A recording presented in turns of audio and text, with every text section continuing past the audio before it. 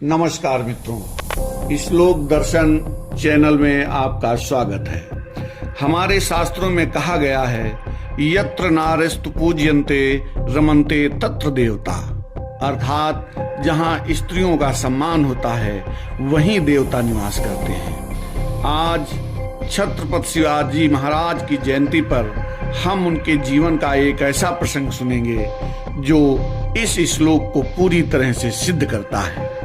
ये कहानी बताती है कि एक सच्चा राजा कैसा होना चाहिए। बात उन दिनों की है जब मराठा सेना ने कल्याण के सूबेदार को हराकर वहां विजय प्राप्त की थी। शिवाजी महाराज के एक सेनापति आबाजी सोनदेव ने कल्याण का सारा खजाना लूट लिया और साथ ही वहां के सूबेदार की बेहद खूबसूरत पुत्रवधू को बंदी बना लिया। सेनापति को लगा कि यह स्त्री महाराज के लिए एक बेहतरीन भेंट होगी। उसने पूरे दरबार के सामने उस डरी सहमी स्त्री को शिवाजी महाराज के सामने पेश किया। दरबार में सन्नाटा छा गया। सब महाराज की प्रतिक्रिया का इंतजार कर रहे थे। महाराज ने उस स्त्री की ओर देखा जो भय से कांप रही थी, लेकिन शिवाजी महाराज की आंखों में कोई वासना या अहंकार नहीं था, बल्कि एक गहरी करुणा और सम्मान था।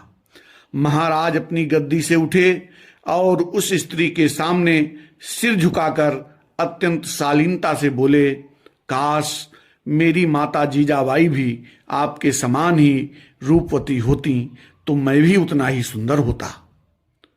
पूरा दरबार यह सुनकर स्तब्ध रह गया। महाराज ने तुरंत अपने सेनापति को कड़ी फटकार लगाई और एक कड़ा नियम बनाया।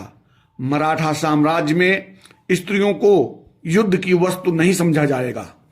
जो कोई भी किसी स्त्री का अपमान करेगा उसे कठोर दंड मिलेगा। उन्होंने तुरंत आदेश दिया कि इस स्त्री को ससम्मान नए वस्त्र और आभूषण देकर पालकी में बिठाकर सुरक्षित उसके घर वापस भिजवा दिया जाए।